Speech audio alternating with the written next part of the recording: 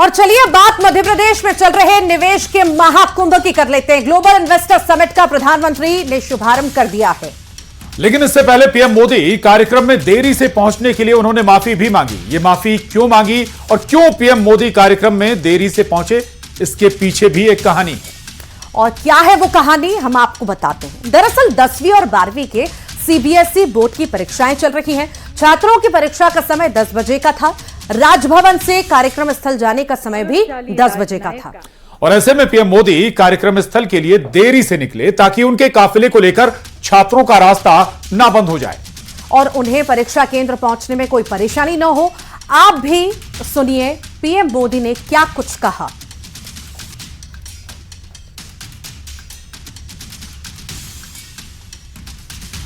तो एक बात ध्यान में आई कि आज 10वीं और 12वीं के छात्रों की एग्जाम है और उसका समय और मेरा राजभवन से निकलने का समय क्लैश हो रहा था और उसके कारण संभावना थी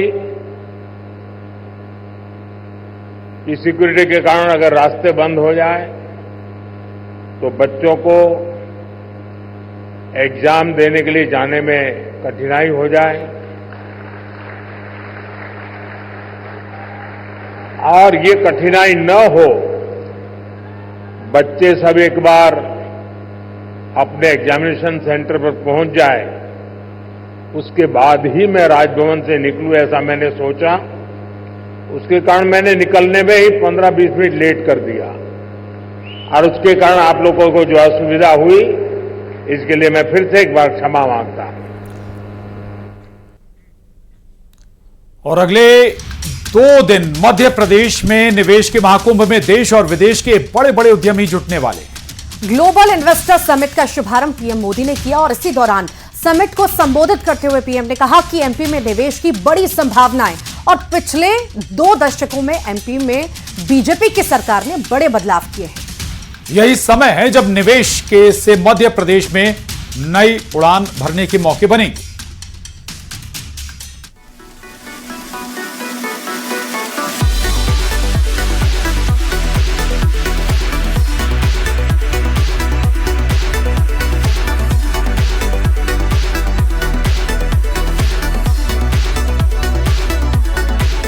मध्य प्रदेश में निवेश के महाकुंभ का आगाज हो गया है।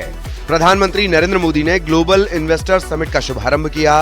इस दौरान प्रधानमंत्री मोदी ने संबोधित करते हुए कहा कि मध्य प्रदेश अजब और गजब है और निवेश का यही सही समय है। एमपी अजब भी है, सबसे गजब भी है। यहां एमपी में नर्मदा जी के आसपास के स्थानों का, आदिवासी क्षेत्रों में टूरिज्म इंफ्रास्ट्रक्चर का बहुत अधिक विकास हुआ है। यहां कितने ही सारे नेशनल पार्क्स हैं। आपके लिए एमपी में इन्वेस्टमेंट करने और इन्वेस्टमेंट बढ़ाने का भी यही सही समय है। ग्लोबल इन्वेस्टर समिट के दौरान पीएम मोदी ने कहा कि बीते 2 दशक में मध्य प्रदेश में बड़े बदलाव हुए हैं। मध्य प्रदेश में विकास की संभावनाओं ने विराट रूप लिया है।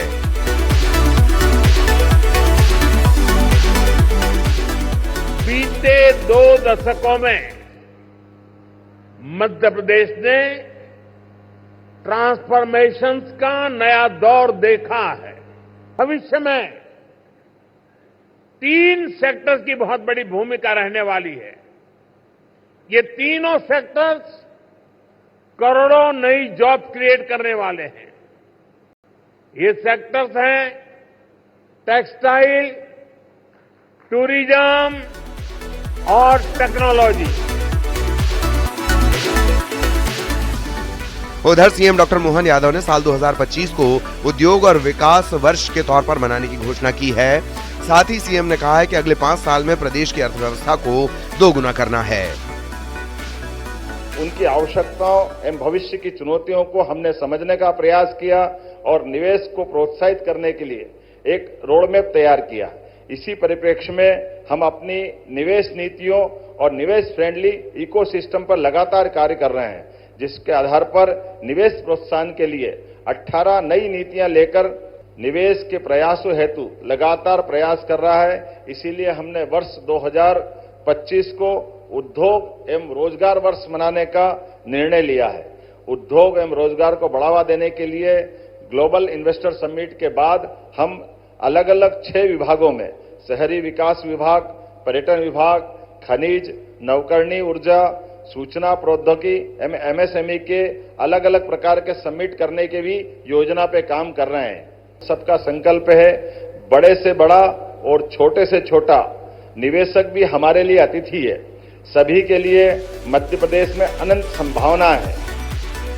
ग्लोबल इन्वेस्टर समिट के जरिए प्रदेश सरकार निवेश जुटा रही है।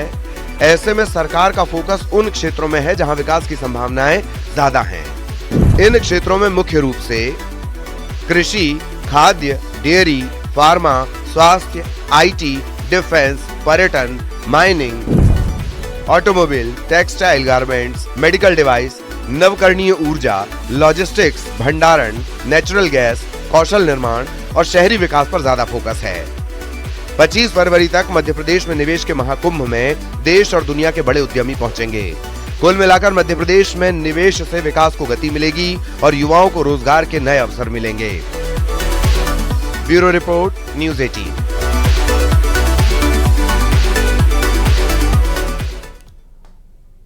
और अब बात करेंगे जबलपुर की, जहां पर कथावाचक देविका किशोरी का विरोध देखने को मिला है। बताया जा रहा है कि कुछ लोगों ने ब्राह्मण नहीं होने का हवाला देकर उनको कथा करने से रोका, साथ ही कथावाचक और उनके परिवार से अभद्रता भी की। मामले को लेकर ओबीसी, एसटी, एससी समाज में आक्रोश है। कुर्मी क्षत्रिय समाज भीम आर्मी ने थाने का घेराव भी किया है।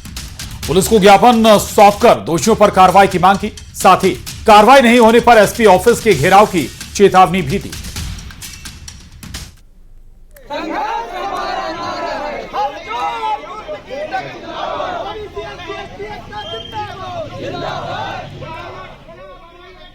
और नर्मदापुरम से खबर है, जहां नर्मदा घाट स्थित प्राचीन काले महादेव मंदिर में महाशिवरात्रि को लेकर भक्तों में उत्साह है।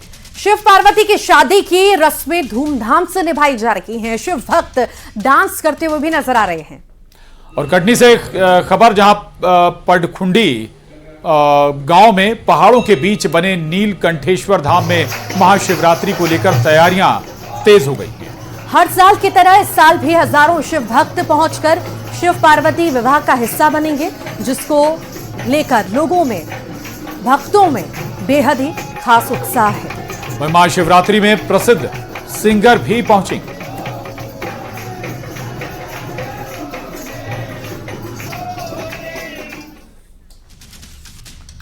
और